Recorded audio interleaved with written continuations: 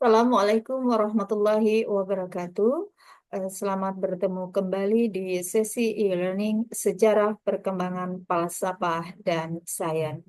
Setelah beberapa sesi sebelumnya kita mempelajari bagaimana perkembangan sejarah di era kuno Yunani dan masuk ke era Muslim, di mana era Muslim ini banyak sekali karya-karya seperti Aristoteles yang ditafsirkan atau yang dialih bahasakan ke dalam bahasa Arab dan digunakan di zaman pemikir Islam yang nantinya juga yang digunakan oleh pemikir berikutnya di era sebelum modern sampai dengan modern dan sampai saat ini. Sebagaimana kita telah mempelajari para filsafat Muslim yang dipelopori oleh Al-Kindi, Al-Farabi, ada Ibnu Khaldun, di mana para filsafat ini banyak sekali mengeluarkan mahakarya atau kitab-kitab yang diterjemahkan dalam bahasa Arab. Kita masuk ke era eh, menuju modern, di mana sesi sebelumnya kita sudah banyak mempelajari abad kuno, Yunani, dan era Muslim dan pertengahan. Sekarang kita melihat bagaimana terjadinya pemikiran era modern tersebut. Zaman modern atau dengan kata bahasa moderna yang artinya sekarang atau baru dalam bahasa Latin, ZZ yang artinya saat kini atau masa kini dalam bahasa Jerman. Era modern didirikan dari berbagai elemen, salah satunya elemen subjektivitas, di mana subjektivitas ini sesungguhnya manusia sudah menyadari dirinya sebagai subjektum, yang artinya pusat realitas yang ukuran segala sesuatu. Di mana dalam buku The Culture, the Renaissance in Italia, di mana kebudayaan Renaissance di Italia pada tahun 1859. Bagaimana manusia dalam masyarakat pertengahan itu lebih mengenal dirinya sebagai kelompok, masyarakat, atau ras, atau keluarga eh, kolektif ya. Jadi mengenal waktu abad pertengahan manusia dikenal dengan kelompok, keluarga, ras, atau kolektif. Nah, setelah masuk era modern, manusia mengenal dirinya sebagai individu yang subjektif atau pusat realitasnya. Modernisasi ini berawal dari Italia, di mana di zaman Renaissance manusia menyadari sebagai individu, dan di abad ke-13 atau menjelang abad ke-13 wajah individualis itu sangat jelas ya. Dalam hal ini spesial gitu ya, spesial banget gitu ya. Eh, yang bisa dikatakan spesial tanpa batas seperti itu untuk eksistensi individu tersebut. Eh, Kegiatan-kegiatan atau aktivitas di era Renaissance ini terlihat dari pertumbuhan ekonomi yang cukup pesat, tumbuh, begitu juga dengan bidang seni, di mana kita ketahui banyak sekali seni-seni dari berbagai seni, contoh seni lukis, seni patung, dan budaya seni seni musik dan lainnya. Pernyataan Descartes di mana cogito ergo sum, ini saya berpikir maka saya ada, inilah yang membawa kesadaran pada diri manusia atau masyarakat di Italia menggunakan pernyataan Descartes ini dan dipertahankan hingga abad modern atau abad 20. Manusia sebagai individu dapat mengetahui kenyataan dengan rasionya sendiri. Lalu abad ke-19 ya, masuk ke abad ke-19 ada Karl Marx. Karl Marx ini lahir terilham dari tokoh filsafat Hegel yang sudah pernah kita bahas sebelumnya terkait dengan pemikiran-pemikiran Hegel, di mana Hegel mengatakan yang dicuplik oleh Karl Marx terkait manusia adalah subjek sejarah. Elemen pertama subjektivitas, lalu ada elemen kedua yaitu kritik. Sebenarnya kritik ini muncul dari tokoh Immanuel Kant atau dikenal dengan Kant. Dia mencoba memberanikan atau mengeluarkan keberanian untuk berpikir sendiri di luar tuntutan tradisi atau otoritas, di mana Kant ya terbangun dari tidur dogmatisnya. Kant mencoba memaksimalkan kemampuan kritis rasio yang membuatnya bebas dari prasangka-prasangka pemikiran tradisional. Subjektivitas dan kritis mengandalkan keyakinan akan kemajuan atau dikenal dengan progres dalam bahasa Inggris. Ini mulai dari abad 16 sampai dengan 18, di mana mulai masuk ke era modern dengan pandangan yang cukup berbeda dari abad sebelumnya atau pertengahan. Perbedaan itu terlihat ya di zaman modern dengan pertengahan, medium atau zaman tengah ya. Eh, Sebelum masuk ke modern itu ada era Renaissance, di mana era ini gerakan reformasi, tapi juga menemukan temuan-temuan yang luar biasa seperti benda-benda baru, mesin-mesin, ada mesiu juga. Nah, inilah yang lebih meyakinkan bahwa era modern ini mengalami perubahan baik dari substantif cara berpikir maupun realita fakta di lapangan. Nah, masuk ke filsafat modern sebagai pemberontakan intelektual. Di zaman tradisional, zaman pertengahan, itu ada untuk pertengahan ada Thomas Aquinas, di mana pemberontakan terhadap metafisika dengan berpikir yang tradisional, di mana kita ketahui cara berpikir tradisional ini sangat jauh berbeda dengan modern. Nah, di era modern ini sudah dipisahkan antara pemikiran tradisional dan modern. Namun dalam hal ini Hegel dan Marx mengembalikan pemisahan pemikiran tradisional dan modern ini.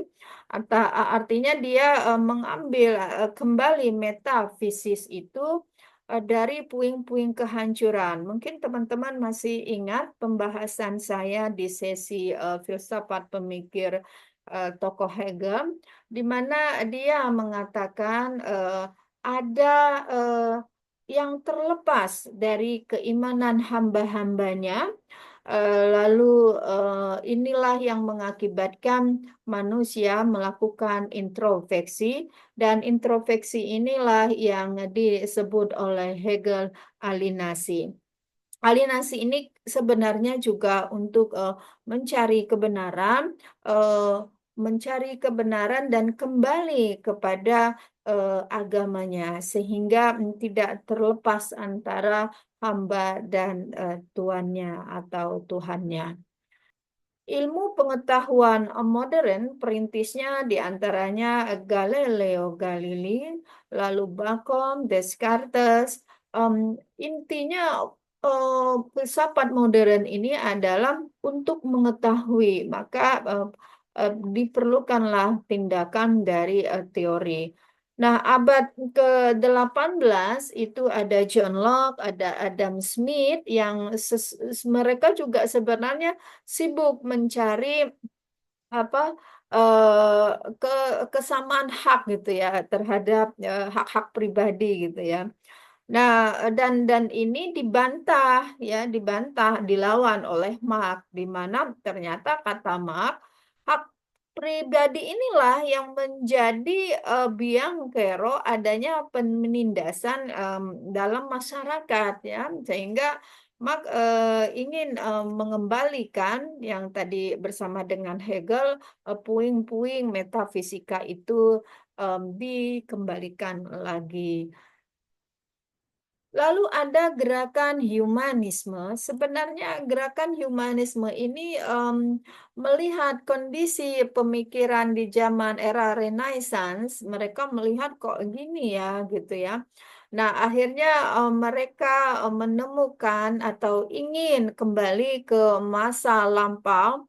Jadi mereka tetap mengambil, pemikiran-pemikiran lama yang diintegrasikan kembali ke eranya atau zamannya. Dalam hal ini, mereka melakukan reformasi, khususnya, reformasi, Protestan menuju ke modern, lalu Renaissance, di mana di Prancis, Renaissance ini artinya kembali, kelahiran kembali. Kalau bahasa Latinnya renasci, lalu bahasa Italinya renascita, yang artinya lahir kembali. Nah, gerakan humanis ini, menginginkan, Renaissance itu menemukan kembali nilai-nilai klasik yang harus dihidupkan kembali dalam, kebudayaan barat dari, masa-masa, demi masa depan gitu ya. Contohnya apa? Penghargaan atas, martabat manusia, lalu kemampuan rasio, termasuk juga toleransi di antara agama-agama yang ada. Nah, gerakan humanisme ini menyebar tidak hanya di sekitar Italia, tapi masuk ke dataran Eropa seperti, Inggris, Prancis, dan Jerman. Dalam filsafat, kuno Yunani dan, Muslim, di sini Renaissance di mana, gereja juga ternyata mendukung ya gerakan Renaissance di Italia tersebut. Kalau kita lihat masa atau periode Renaissance ini dengan gerakan, humanismenya, itu ada Paus Leo X yang mendukung Renaissance dengan aktif. Lalu ada Thomas More dengan, ide utopianya di mana negara ideal menurut Thomas More ini negara yang memiliki banyak, waktu atau waktu senggang gitu ya untuk bersenang gitu ya. Negara juga yang mengurangi pengangguran, mengurangi kejahatan, lalu juga banyak membangun infrastruktur, sarana prasarana bidang pendidikan, bidang kesehatan. Nah itu, ide dari, Thomas More dalam, karyanya Utopia. Lalu juga di, masa Renaissance ini ada, Cervantes di mana minat terhadap dunia musiknya. Lalu ada Nicholas Copernicus yang ini, luar biasa dahsyatnya, mmm, penemuannya terkait dengan, bumi yang mengitari matahari sebagai pusat alam semesta. Karena yang diyakini selama ini adalah, bumi diam, namun matahari yang mengelilingi. Nah, Nicholas Copernicus ini mengatakan bahwa bumilah yang mengitari matahari dan dipertegas, kesahihannya oleh temuan Galileo Galilei, di mana, Galileo Galilei ini juga harus menerima hukuman yang dipanggil oleh otorita gereja di Roma, di mana hukumannya dicungkil ya matanya, seperti itu. Karena apa? Karena, Galileo ini, apa namanya, membuktikan kebenaran dari, Copernicus lewat teleskop di tahun 1610. Masehi.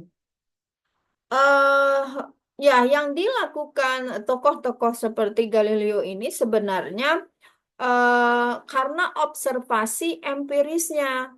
Dia melakukan observasi empiris terhadap metode yang sentral bagi perkembangan ilmu modern.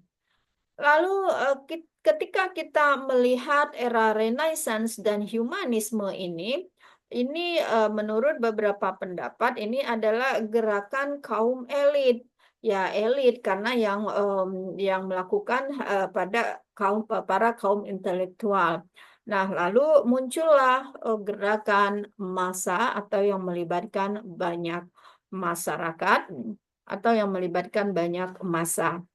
Nah, inilah masuk ke periode reformasi dipelopori oleh Martin Luther pada tahun 1483 sampai dengan 1546.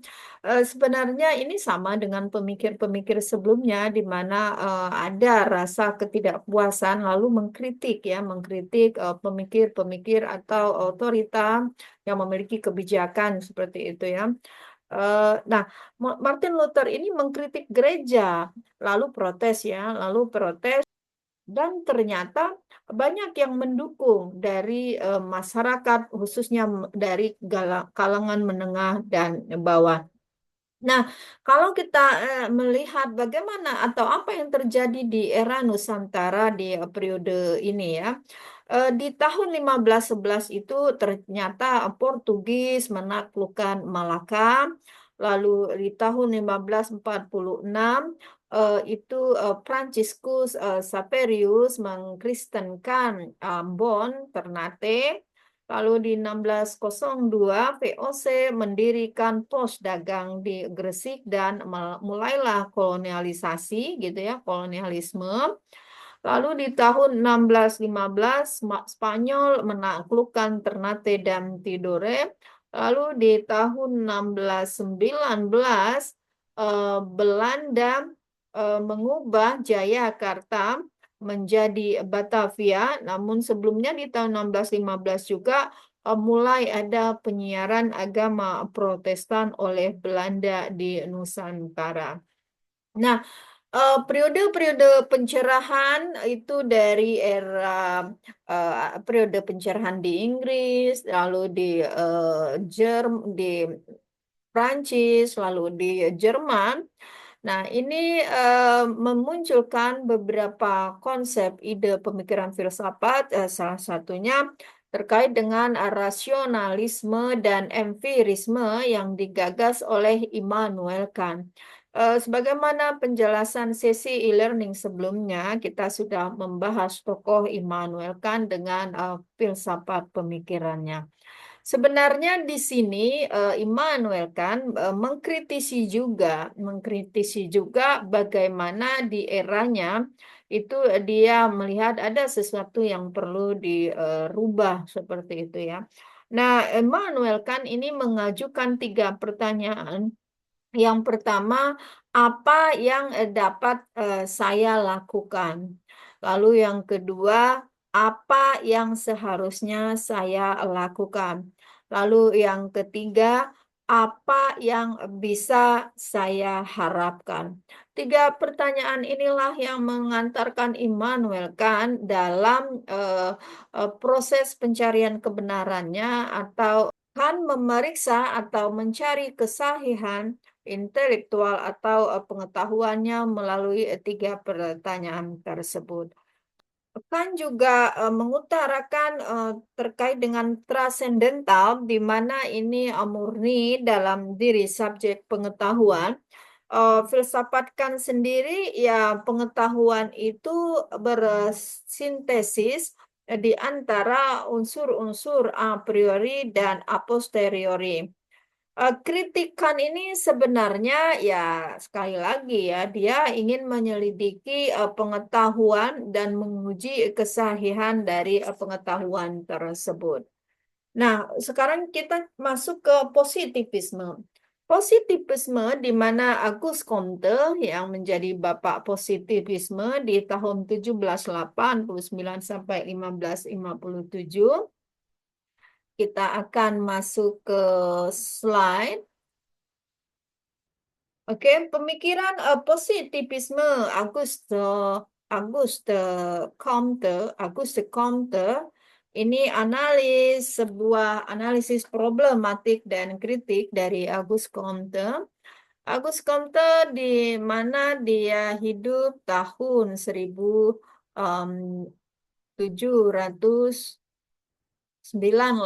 sampai dengan 1857.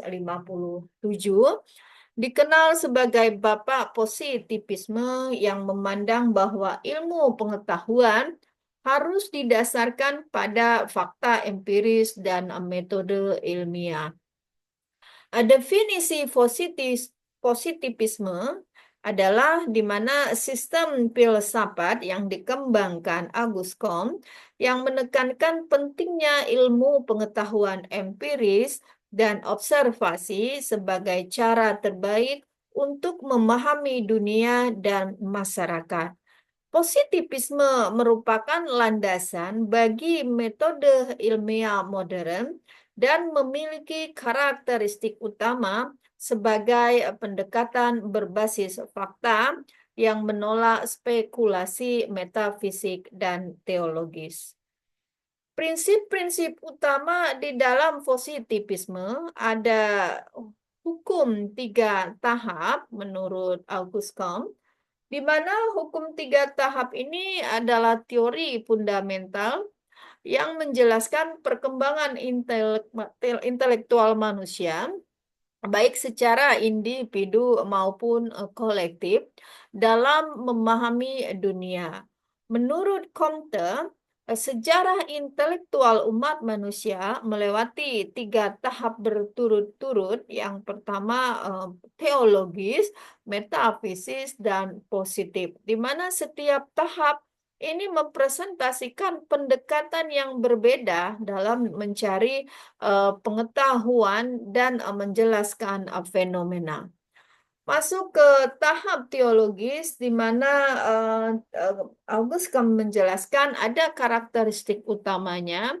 Ini dominasi kepercayaan supranatural sebagai fenomena yang dianggap sebagai hasil perbuatan dari dewa, roh, atau entitas ilahi.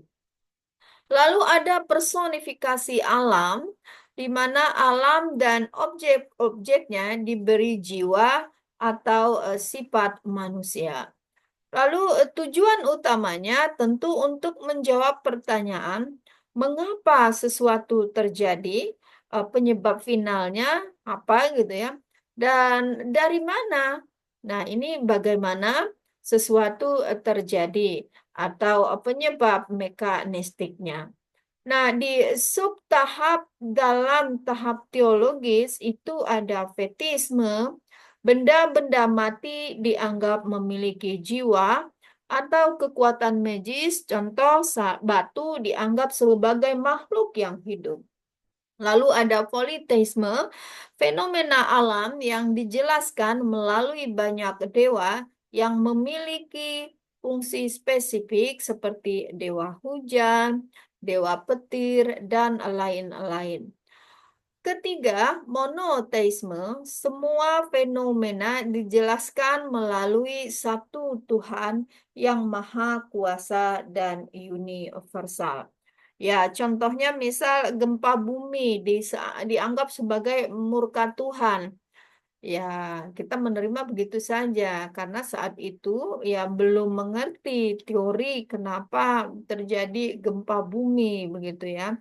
Lalu penyakit dianggap sebagai hukuman dari kekuatan gaib ya, karena memang eh, eh, dunia kesehatan kedokteran belum berkembang ya, belum ada, sehingga ya kalau ada orang sakit dianggap sebagai kutukan dari kekuatan gaib.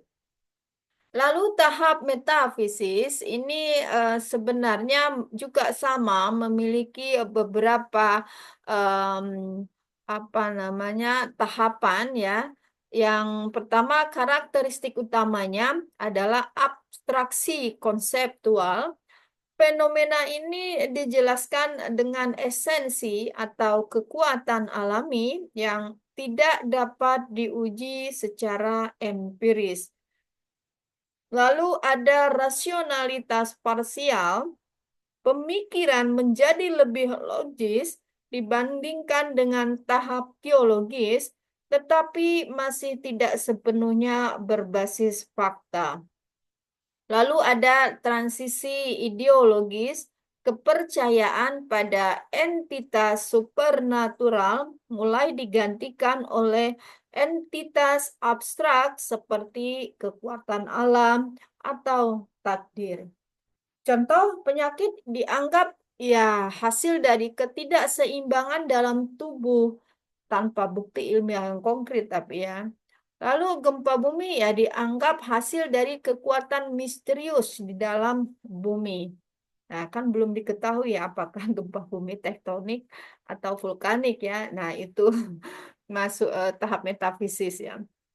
Lalu tahap positif, di sini ada karakteristik utama, yaitu empirisme. Sebagaimana tadi kita juga sudah apa men- me- sebagaimana tadi kita juga ketahui ide Kant terkait dengan empiris ya, pembuktian dengan empiris.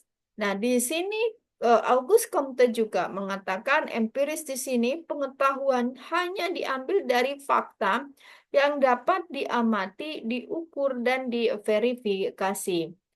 Penekanan pada hukum alam fenomena dijelaskan dengan mencari hubungan sebab akibat yang dapat diprediksi. Lalu tujuan praktisnya, pengetahuan digunakan untuk memajukan kehidupan manusia dan menciptakan kesetaraan sosial. Nah, contoh gempa bumi dijelaskan sebagai pergerakan lempeng tektonik berdasarkan data geologi. Nah, sudah mulai berkembang ya daripada pengertian gempa bumi itu adalah kutukan gitu ya dari alam gaib gitu ya. Nah, sudah masuk ke tahap positif bahwa oh ada eh, penyebabnya yaitu lempeng tektonik ya yang tentu dengan data-data geologi. Lalu penyakit dijelaskan melalui studi tentang bakteri atau virus yang dapat dibuktikan secara ilmiah. Lalu perbandingan dari ketiga tahap ini ketika kita melihat pertama aspek objek penjelasan untuk teologis ini disimbolkan dengan roh, dewa, lalu untuk metafisis itu kekuatan, esensi, lalu positif ya ilmiah, fakta, hukum, alamnya. Dengan metode kalau teologis itu dogmatis dan imajinatif, sementara metafisis spekulasi rasional, dan tahap positif itu ada observasi dan eksperimen. Tujuannya yang teologis tentu menjelaskan mengapa, lalu metafisis dengan transisi ke penjelasan yang lebih logis, dan positif menjelaskan bagaimana. Nah, pengaruhnya untuk teologis ini kepada agama, untuk metafisis ini kepada filsafat abstrak, untuk positif pada sains dan teknologi. Nah, inilah apa yang perlu kita ketahui, sinkronisasi sejarah perkembangan falsafah dan sains ketika pengaruhnya kita sudah tahu bahwa eh, perkembangan dari mulai teologis, metafisis, positif, lahirlah sains dan teknologi ya seperti itu. Lalu ternyata ada juga penolakan terhadap metafisika. Kenapa? Ya, karena bersifat spekulatif. Metafisika menggunakan konsep-konsep abstrak seperti substansi, esensi, ya. Nah, ini belum dapat dibuktikan secara empiris. Bagi Comte, ini menghasilkan diskusi yang tidak produktif dan tidak dapat membawa kemajuan pengetahuan. Begitu juga dengan tidak berguna bagi ilmu pengetahuan praktis. Kenapa? Comte menilai metafisika gagal memberikan jawaban konkret untuk memahami atau mengendalikan fenomena alam dan sosial, di mana ilmu pengetahuan berguna ya harus mampu membuat prediksi dan menghasilkan solusi yang hanya mungkin melalui metode empiris seperti itu ya. Lalu keterpisahan dari realitas dan empiris, metafisika ini mencoba menjelaskan di balik fenomena reality transendental yang menurut Comte tidak relevan karena ilmu hanya perlu fokus pada fenomena yang dapat diamati. Benar-benar pokoknya yang dapat diamati teh gitu ya. Itu yang diyakini kebenarannya ya, observable phenomena. Pengaruh pada sosiologi ini adalah gagasan terkait dengan sosiologi ini, gagasan original Auguste Comte.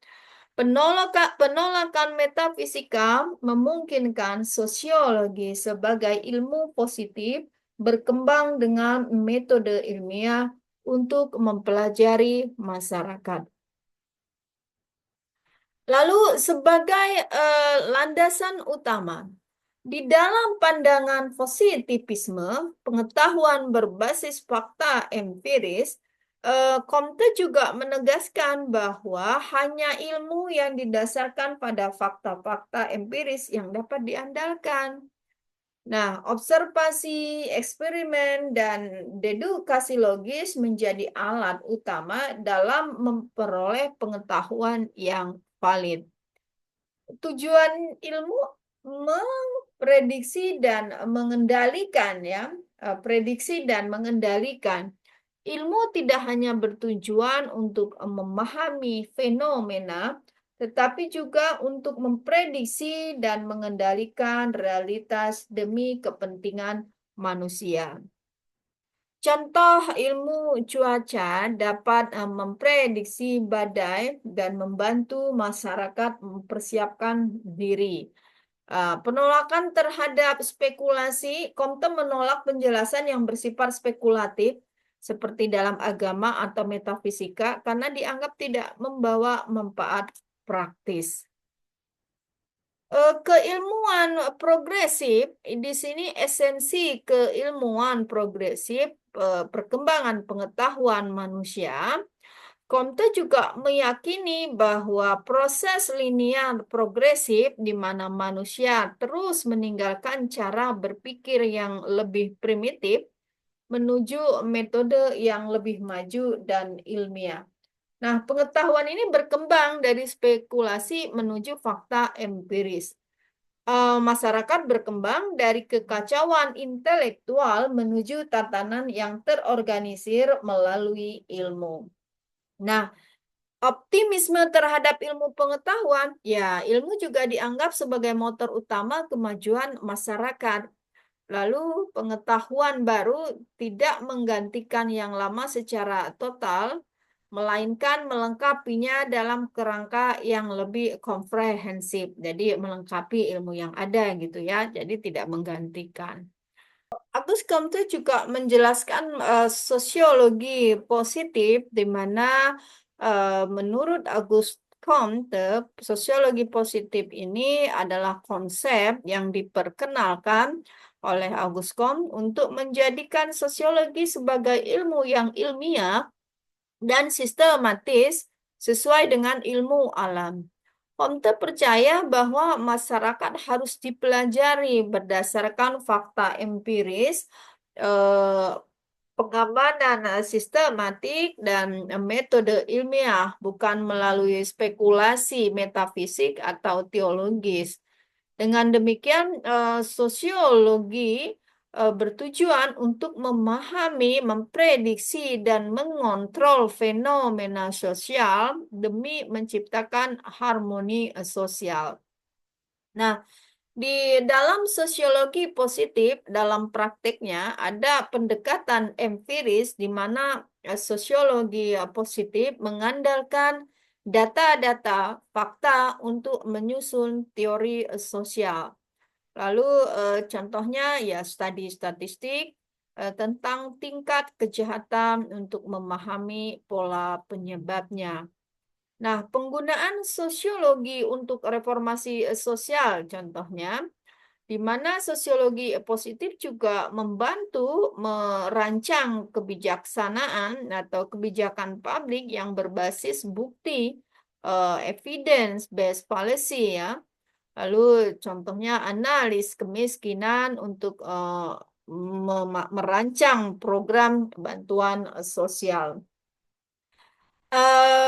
Agama humanitas, Comte mengusulkan agama humanitas sebagai tatanan moral yang menggantikan agama tradisional dengan sosiologi sebagai panduan etika berdasarkan prinsip ilmiah. Bicara moralitas dan agama kemanusiaan, di sini Comte mengusulkan konsep yang diperkenalkan dengan kepercayaan supranatural. Comte juga menyadari sepertinya ya penting ya peran agama dalam membentuk moralitas dan harmoni sosial. Tetapi ia berpendapat bahwa agama tradisional perlu digantikan dengan sistem moral yang rasional, ilmiah, dan berpusat pada manusia. Sistem inilah yang disebut sebagai agama kemanusiaan atau religion of humanity atau region of humanity. Eh, Lalu muncul problematika positivisme ya. Setelah kita pelajari konsep dari positivisme Auguste Comte, ada permasalahan. Yang pertama, masalah redaksionisme, penyederhanaan realitas hanya menjadi fenomena yang terukur. Lalu keterbatasan metode, tidak semua hal bisa diuji secara empiris. Lalu monopoli ilmu menafikan validitas disiplin non-empiris atau humaneria atau humaniora, seni gitu ya. Lalu ahistoris, ini mengabaikan konteks sejarah dan budaya. Kritik terhadap filsuf positivisme itu juga dilakukan oleh Mark Horkheimer dan Theodor Adorno yang menyatakan bahwa positivisme dianggap mendukung status quo karena cenderung menjustifikasi tatanan sosial yang ada melalui kebenaran ilmiah. Lalu ada juga Karl Popper di mana menganggap bahwa positisme itu terlalu dogmatis karena hanya mengakui verifikasi, sedangkan ilmu pengetahuan berkembang melalui falsifikasi atau penyangkalan. Lalu ada Edmund Husserl, positivisme mengabaikan makna subjektif dan pengalaman manusia sehingga mengabaikan esensi kebenaran manusia. Kalau kita bicara saintisme, ini juga pemikiran Comte, di mana tadi ada agama humanitas. Comte menganggap agama sekuler berpusat pada pengabdian kepada umat manusia, menggantikan agama tradisional, lalu sosiologi sebagai ilmu agung, menggunakan metode saintifik untuk mengatur dan mengelola masyarakat demi terciptanya harmoni sosial. Lalu ada fetisisme terhadap ilmu dianggap sebagai solusi untuk semua masalah manusia. Ya, problematika saintisme ini juga terjadi sama hal dengan positivisme ya. Saintifisme ini di mana dogmatis baru yang menganggap ilmu pengetahuan sebagai satu-satunya kebenaran dan ini terlalu overekstensif, menerapkan metode ilmiah pada bidang yang tidak relevan, contoh etika dan agama. Lalu ada atau terdapat krisis nilai. Efisiensi mengalahkan moralitas, sehingga ada alienasi yang memisahkan manusia dari aspek spiritual dan transendental. Eh, Kritik filsuf terhadap saintisme di sini ada eh, beberapa tokoh, ya. Jurgen Habermas misalnya, dia mengkritik bahwa ilmu pengetahuan itu tidak bisa menjadi satu-satunya tolak ukur kebenaran. Diskurs publik dan konsensus juga penting dalam memahami realitas.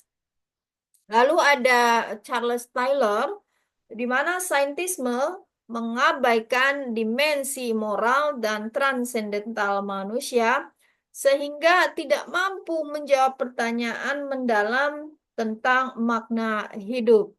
Begitu juga kritik dari Alasdair MacIntyre, pendekatan saintifik yang ekstrim melemahkan tradisi moral dan etika yang menjadi pondasi masyarakat. Nah, empirisme ini sendiri dalam positif Comte, eh, dia terinspirasi dari empirisme Inggris, David Hume, Francis Bacon sebagai penekanan pada pengalaman indrawi, di mana semua pengetahuan bermula dari observasi empiris, lalu penolakan spekulasi menolak spekulasi metafisik yang tidak bisa diverifikasi melalui data empiris. Lalu ada keterukuran, ini hanya fenomena yang dapat diukur, yang dianggap relevan dalam ilmu. Nah, konflik dan problematika dalam pemikiran Comte juga ada, ya, di mana konflik dengan agama tradisional pastinya, ya. Opositivisme dan saintisme Comte ini bertentangan dengan agama tradisional karena menggantikan peran agama dengan ilmu pengetahuan. Lalu agama humanitas ini tidak diterima luas karena dianggap terlalu utopis, ya, tidak praktis. Nah, secara filosofis juga terdapat problematika di mana redaksionisme positivisme Comte terlalu menyederhanakan realitas menjadi aspek yang bisa diukur secara empiris, ini mengabaikan aspek spiritual dan subjektif. Untuk dogmatisme, saintisme cenderung menggantikan dogma agama dengan dogma ilmu pengetahuan. Nah, untuk kritis etika, pendekatan saintifik yang tidak memadai dalam menjawab pertanyaan moral dan eksistensi. Untuk utopianisme, gagasan tentang harmoni sosial melalui sosiologi dianggap utopis dan sulit diaplikasikan, ya. Nah, untuk konflik epistemologi, subjektivitas Comte mengesampingkan epistemologi lain seperti hermeneutika, fenomenologi, atau pendekatan subjektif dalam memahami realitas. Lalu kurangnya fleksibilitas dalam menerima pengetahuan non-empiris menciptakan ketidakseimbangan. Nah, kritik terhadap pemikiran Comte ini juga dilakukan oleh beberapa perspektif filosofis, contohnya Mark Weber mengkritik positivisme karena mengabaikan dimensi subjektif dan makna tindakan manusia dalam masyarakat. Lalu ada Karl Popper yang menolak verifikasi sebagai satu-satunya kinerja kebenaran, di mana falsifikasi dianggap lebih penting untuk perkembangan ilmu. Dari perspektif sosiologis, Emile Durkheim Meski terinspirasi Comte, Durkheim berargumen bahwa fakta sosial tidak selalu dapat dianalisis dengan metode positif saja. Lalu juga jargon Habermas, kritik saintisme Comte karena mengabaikan diskurs dan konsensus dalam masyarakat. Nah, untuk kritik kontemporer, di mana pluralitas pengetahuan dunia modern menurut pengakuan terhadap berbagai cara mengetahui termasuk pendekatan budaya, spiritual, dan lokal. Untuk krisis etika modern, pemikiran Comte tidak cukup menjawab tantangan etika dalam teknologi dan lingkungan. Relevansi kritik di era sekarang, ketika kita melihat krisis lingkungan, ini kan pendekatan positivisme yang hanya fokus pada efisiensi tidak nyambung, di mana krisis lingkungan itu penanganannya sustainable, selalu berkelanjutan. Ketika berkelanjutan ya tidak bisa efisien dalam segala hal. Contoh lagi AI dan etika teknologi, di mana keputusan berbasis pada data versus moralitas. Siapa yang tidak membutuhkan bagaimana kecanggihan teknologi saat ini, bahkan manusia pun sudah ada manusia mesin atau yang robot ya, yang dibuat seperti AI. Nah, betul, satu sisi kita membutuhkan dan dapat membantu dalam segala hal, contoh kita di akademik. Namun, siapa yang melakukan pengawasan terhadap penggunaan terhadap penggunaan AI tersebut ketika ada masalah di dunia akademis? Nah, ini sekali lagi moralitaslah yang menjawab. Jadi tidak bisa kita mengabaikan moralitas walaupun teknologi sudah lebih canggih. Lalu keberagaman pengetahuan ini pluralitas epistemologi dalam dunia global tidak bisa digeneralkan karena sangat beragam pengetahuan tersebut. Jadi tidak bisa dipaksakan pada pendapat atau tidak bisa dipaksakan pada mengunggulkan satu pandangan atau pendapat saja. Lalu kesimpulannya di sesi kali ini, di mana pemikiran Auguste Comte tentang positivisme, saintisme, dan empirisme ini memberikan fondasi penting bagi ilmu sosial dan filsafat modern.